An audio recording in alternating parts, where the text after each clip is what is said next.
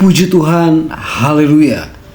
Berjumpa lagi dalam renungan firman Tuhan, Yesus Jawaban. Sebelum kita masuk dalam renungan firman Tuhan, mari kita berdoa. Terpujilah namamu, Bapa kami di dalam surga, yang kami panggil di dalam nama Tuhan Yesus Kristus. Terima kasih untuk semua kebaikan-Mu, untuk semua kemurahan-Mu di dalam hidup kami. Kami yang banyak keterbatasan ini, sadar maupun tidak sadar, sering melukai hati-Mu, tapi Engkau terus baik bagi setiap kami. Terima kasih Tuhan Yesus. Saat ini kami mau dengar firman Tuhan. Berbicaralah bagi setiap kami. Di dalam nama Yesus kami berdoa. Haleluya. Amin. Firman Tuhan saat ini saya berikan tema pengetahuan versus hikmat. Saudara, belajar tahu itu mudah, tapi belajar bijak itu butuh Tuhan. Amsal 9 ayat 10 berkata, permulaan hikmat ialah takut akan Tuhan. Arti kata hikmat dalam bahasa aslinya, dalam bahasa Ibrani disebut kokmah. Dalam bahasa Yunani disebut sophia.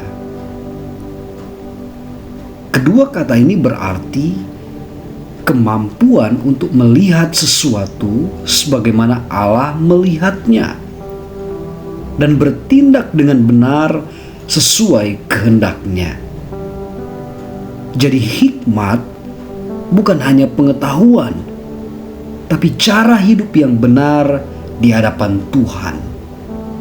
Secara alkitabiah dan rohani, hikmat dan pengetahuan berbeda, meskipun keduanya sering berjalan bersama. Pengetahuan atau knowledge adalah kumpulan informasi atau pemahaman tentang sesuatu. Mengetahui apa yang benar, apa yang salah, bagaimana sesuatu bekerja, atau apa yang tertulis dalam firman Tuhan. Seperti yang dituliskan di kitab Amsal 15 ayat 14. Hati orang berpengertian mencari pengetahuan. Jadi pengetahuan membuat seseorang tahu. Seperti kita bisa mengetahui bahwa Tuhan melarang dosa. Menabur, pasti kita akan menuai. Doa membawa kekuatan. Tapi memiliki pengetahuan belum tentu membuat seseorang melakukannya. Hikmat atau wisdom adalah kemampuan untuk menggunakan pengetahuan dengan benar.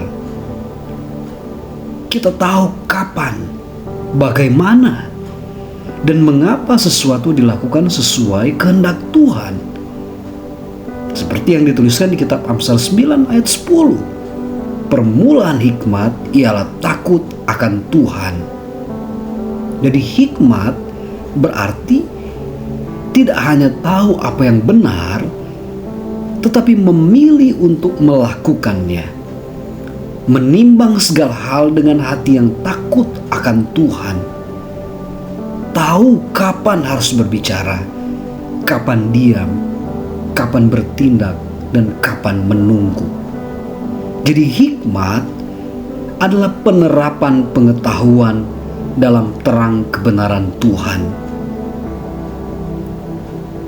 Perbandingan singkat antara pengetahuan dan hikmat. Pengetahuan yang pertama diperoleh dari belajar dan pengalaman.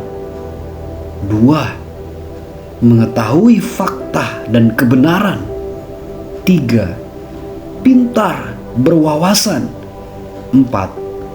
bisa membuat sombong. Seperti yang dituliskan di 1 Korintus 8 ayat 1. Sedangkan hikmat diberikan oleh Allah kepada yang takut akan Dia.